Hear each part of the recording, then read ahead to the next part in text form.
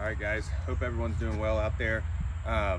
Couple things that I've been thinking about lately and discovering in the golf swing. You know, most of it kind of through the eyes of other professionals that have done a lot of research and whatnot, but you may see things out there on social media or YouTube or whatever these days about rotation in our body, about pressure shift, maybe something even about ground reaction forces and all this stuff. It sounds good, but how does it help me play better golf? Well, the number one thing that goes into all this stuff is, first of all, we have to understand that good golfers, all good golfers tilt, all good golfers rotate, and all good golfers slide to a certain degree, okay? The key is really good players do these things consistently every time, and they do it in a way that allows them to line the sweet spot up with the golf ball similarly every time, okay?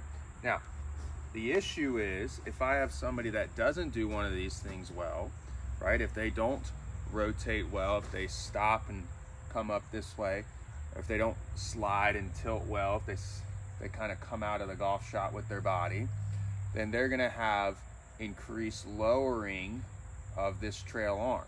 When that happens, it moves that sweet spot around. So it's not as repeatable in my golf swing, okay? So the other thing to understand, everybody tilts, everybody rotates, everybody slides to a certain degree, especially good players. They do it at a repeatable way, in a repeatable way.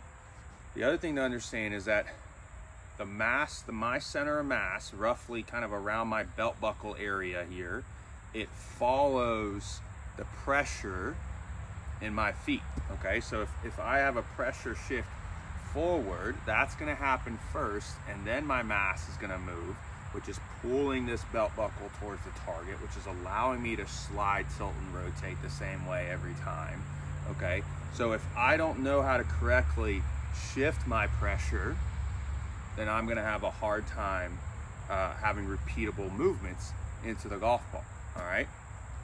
So here's one thing that can help you with this, real simple. A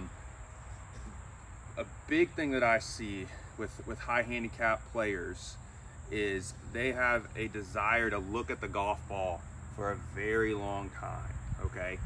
The problem with that is I could certainly tilt and slide and rotate and look at the ball forever, but I've got to be very flexible to be able to do that. I have to have a lot of flexibility in my lower spine.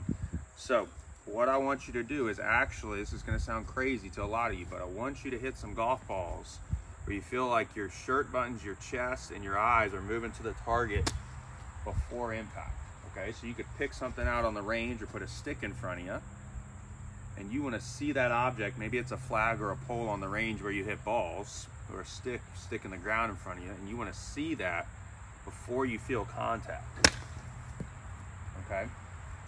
That's going to allow you to rotate better, maybe even shift better.